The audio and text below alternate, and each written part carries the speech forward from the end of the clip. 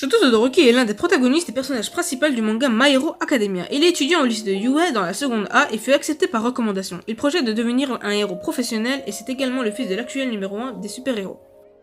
Mais avant toute chose, bien le bonjour à vous, c'est Blaze pour l'épisode 1 d'une longue série. Sur ce, générique.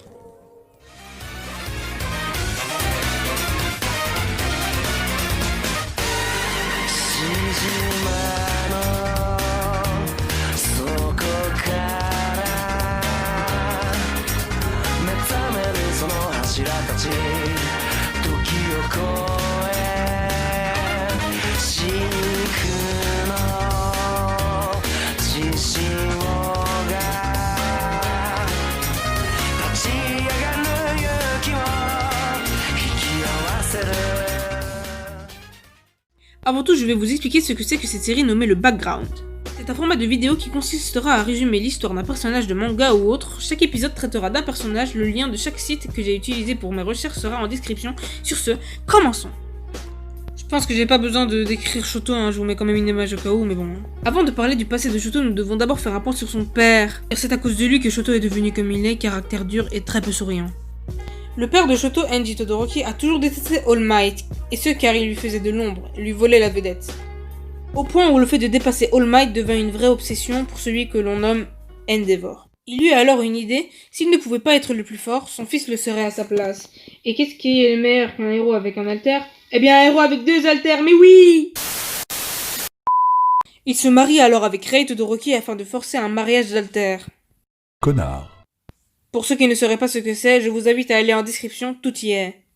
De ce mariage naquit Shoto, un enfant souriant ayant la capacité d'utiliser l'alter de sa mère mais aussi de son père. Mais pour Endeavor, Shoto n'est qu'une expérience, un peu comme ses autres enfants. À 5 ans, Shoto commença à recevoir l'entraînement de son père. Cependant, la formation était trop dure et forçait Shoto à pleurer et à vomir.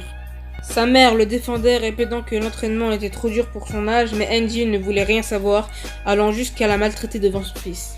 Le père de Shoto l'empêchait également d'avoir des rapports avec ses frères et sœurs, plus âgés, ce qui entraînait Shoto à éprouver de la haine pour son père qui abusait de lui et de sa mère. Même en ces temps sombres, sa mère était toujours là pour le soutenir malgré les mauvais traitements qu'elle subissait.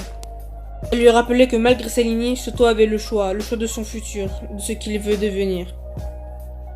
Cependant, Rei finit par tomber dans la violence familiale constante, prouvant qu'il est même douloureux de regarder le côté gauche de son fils tant il lui rappelait son mari. Un jour, alors qu'elle était en train de faire part de son traumatisme à sa mère, au téléphone, I feel like I'm going crazy. I can't take it anymore. Every day, the children seem more like him.